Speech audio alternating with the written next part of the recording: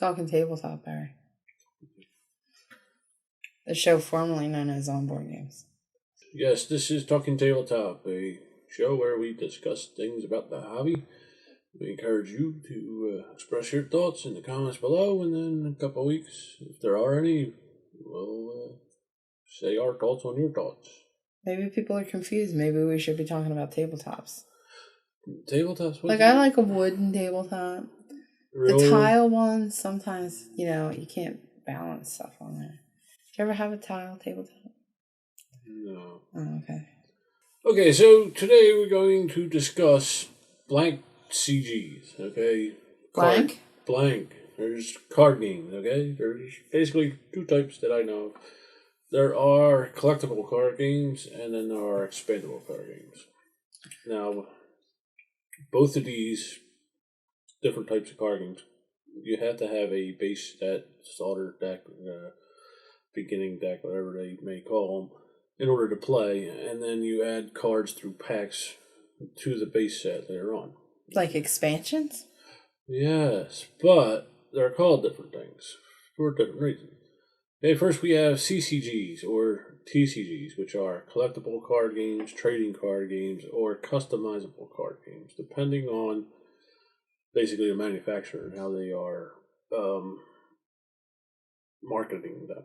Okay, now with these, or we'll say trading card or collectible card games, they start off with the base pack, like I said, and then each additional pack comes with different cards in the pack. Okay, so every pack's different.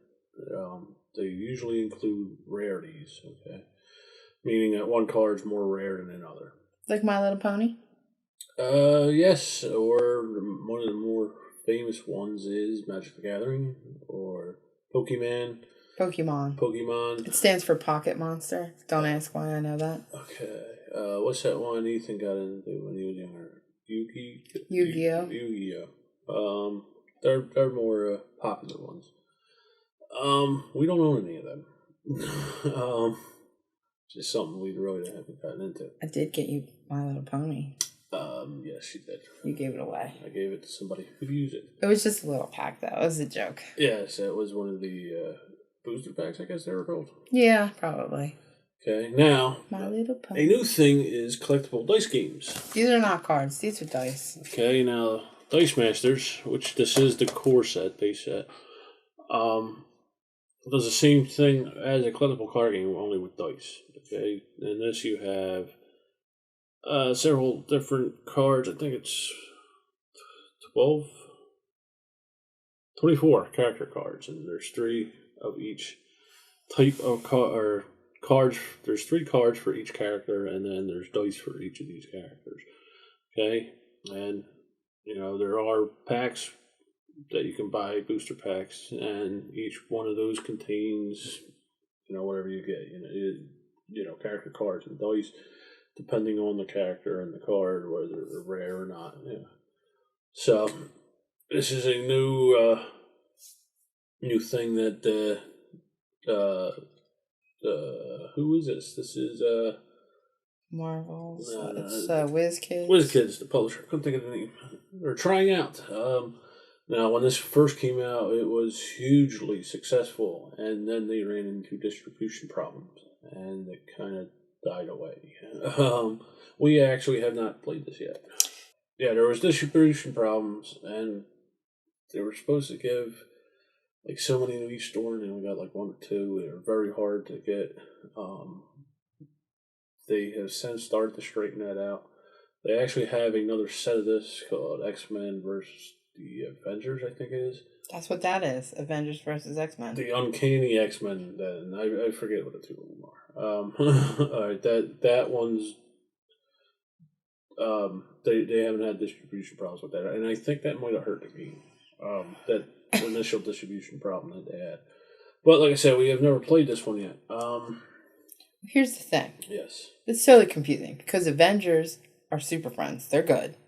And X-Men are good. Yes.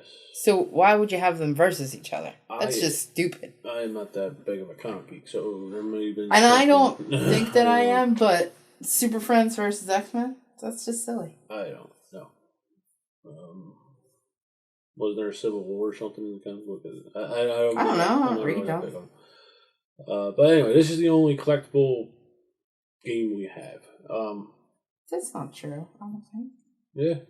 Is it? Now on the other foot we have, they go by a few different things. Fantasy Flight calls them living card games. Other people call them expendable card games. LCG for living, ECG, and I also heard XCG for expendable card games or expandable card games. Okay.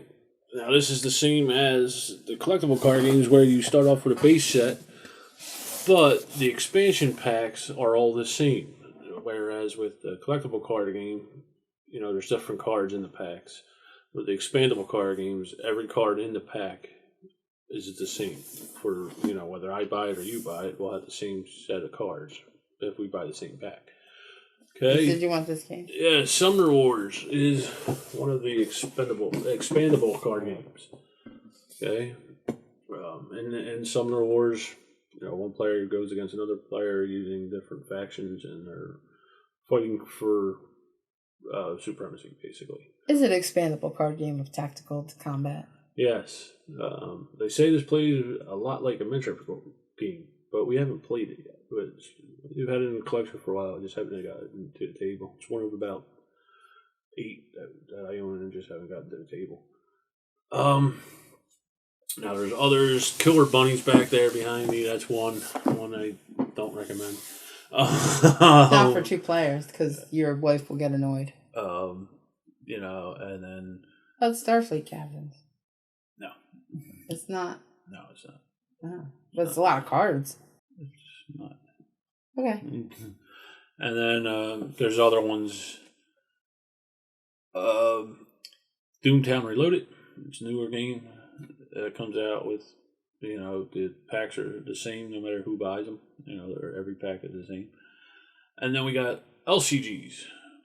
Now, I just got rid of a bunch of LCGs we had. They never really hit with us. The one I did keep here is Game of Thrones, which is Fantasy Flight's version of an expendable card game, LCGs. Now, with Fantasy Flight's Game of Thrones, this actually started out as a CCG, and then they turned it into an LCG. They also did this with Netrunner. And I think Lord of the Rings. I'm not 100% on that. Okay. So basically, with Game of Thrones, I buy the base set. I can play with somebody else right with the base set. In this case, there's 4 factions. And I can also go out and buy packs, which have the same exact cards in them, and the other player could buy a pack for their faction, and we could play a Game of Thrones game, a war, to see who will come out on top. Now, Game of Thrones, most of these card games are 2 players, 1-on-1, attacking each other. There are a few that are cooperative. I know Lord of the Rings, the card game from Fantasy Flight, is a cooperative game where everybody's playing against the game. But like I said, most of them are just one player playing against the other, and most of them are 2 players. So that's pretty much the difference between LCG, CCG, TCG. It gets a little confusing, I'll be honest. Yeah, well, like I said in the beginning, many of them mean the same thing. They're just marketed differently, or there's trademarks on them. Like a CCG could mean a collectible card game, a customizable card game, or a trading card game, TCG. They're the same thing. It's just they're marketed differently, and there's trademarks on the different phrases that are used. Well, Game of Thrones, right on the front of the box, it says LCG. Right. Same with Summoner Wars and Game of Thrones are basically the same type of game. They're both expandable card games, but Fantasy Flight copyrighted the living card game logo, and that's what they have for a expandable card game. See, it's confusing to me sometimes, because then I think that every game that we have that's just cards is one of those. Like Dominion, that's all cards. Star Trek Fleet Captains. That's not a card it's all game. cards. Star Trek Fleet Captains is not a card game. There's miniatures in it. Is there? Yes. What am I thinking of then? I don't know. Not that one with where you got to measure stuff. I thought that was all cards in there. No, there's little ships in there and all that. Oh, We got all rid right. of the attack wing. Yeah. That was on here. What was the one you said before that? Dominion. Dominion, that could be. You can buy expansions. Yeah, but it's not with these. Like Fantasy Flight has a thing where Oh, that's card collecting. That's like that's deck building. deck building. Yeah. Fantasy Flight has a thing where they have cycles of these packs for expansions. I think it's every 6 weeks. I don't remember. Really? Fantasy Flight and TCGs, collectible card games, and expandable card games. Their main audience is competitive play, where they go into competition, they make money sometimes, And every so often, what happens is the base game gets so convoluted with all these packs going into it that they start cycling some of them out. Magic the Gathering's been doing that for a while, from what I understand. Yeah. Fantasy Flight just announced that they're going to start doing it. This is Game of Thrones. They're going to reboot the whole card game. Okay, they're coming out with a second edition because, like I said, this started off as a trading card game and then it went into a living card game format. It was their first one, I believe, and so basically what happened, the systems got so convoluted over expansion and over expansion, and I'm figuring out what they're doing with this living card game system that the game just becomes unwieldy and too many cards. Yeah, and in order for them to, when they came out with this new system, they're going 8 cycles now, and then they're going to chop off the first 2. Okay, so every so many cycles they're going to cut so many off. In order for them to do that, they would have to cut the cycles for Game of Thrones in like half because there's so many of them out. They've been doing Game of Thrones since 2008, I think. Wow. I just got into it, so. Yeah, it's this year. And now people have to make a decision. Do they want to invest in? If they're heavily invested, we only have the base game for Game of Thrones, but if they're heavily invested in Game of Thrones, where they have all of the cycles, do they want to keep what they have, or do they want to go on to the second edition? And for the casual gamers, I don't think that'll be a big deal. But for the competitive players, it will be. Yeah. Yeah. It's kind of like when you have Sims and then you get all the expansions and then they come out with Sims 2. Yeah, but it's a little different. I know, just kidding. With these living card games, you're putting hundreds of dollars a year into it. Yeah. That's crazy. Yeah. Well, I guess with the most popular ones, they have in that section in Walmart where they have all the card games, but they're usually trading card games. Yeah. Or collectible card games, depending on who the publisher is. Like I said, we haven't had an extreme amount of luck with the living card games or the expandable card games. Like I said, we have some awards we haven't played yet, just haven't gotten it to the table. A Game of Thrones is the only one out of Fantasy Flight that I kept that we just went through a mass trade, and I got rid of the other ones that we had. I played another one, the Conquest, Warhammer Conquest. I don't know how they don't feel about that. So that would be a good one for me to buy into because that's a brand new one. It just came out. It actually just went out for sale to the general public a couple weeks ago. What about Sentinels? Or is that like I started to get into it before I got into this spiel about Dominion. They were just card games that they were like a one-shot deal. The publisher thought, okay, sells, it doesn't. And then later on they added an expansion. Expansion. These were set up to where, like Fantasy... These were set up to do that from the beginning. Yes. Gotcha. Like Fantasy Flight has 3 or 4 years of planning into each game already. Like they already have the next 3 or 4 years planned out for what they're going to do. And I'm sure Plaid did the same thing. They're actually coming out with a new, I forget the name of it, Summer Wars. They're combining 2 factions into one.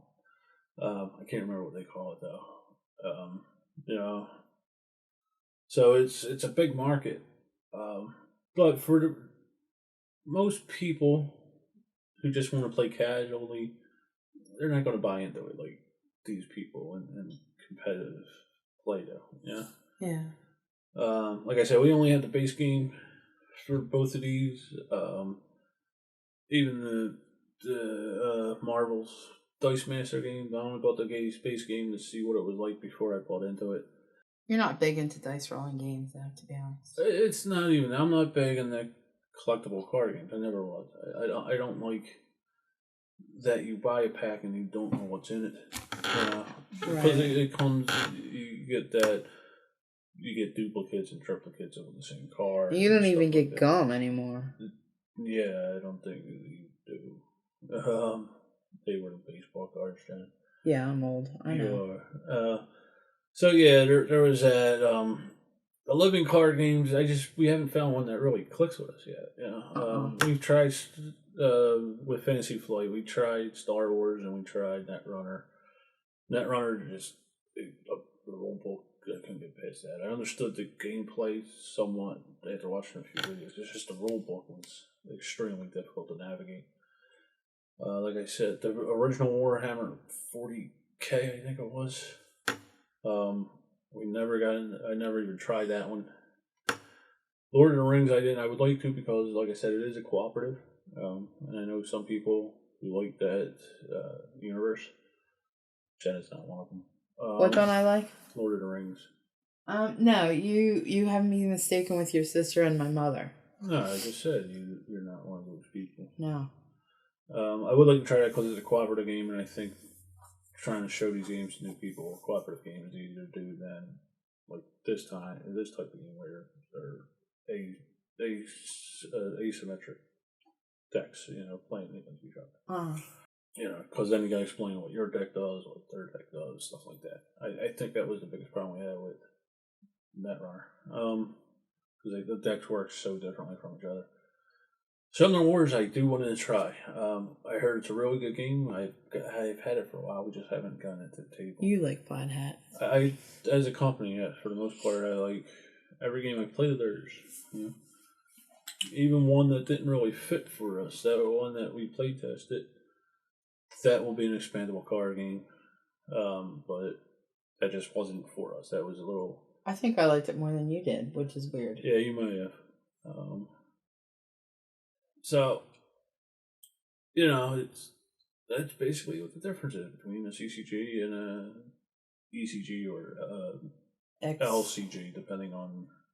Well, thanks for explaining that. Like I said, LCG is copyrighted by Fantasy Flight, Living Card Games. That's Fantasy Flight. ECG is pretty much every other company. It's Expandable Card Game. So that was Talking Tabletop.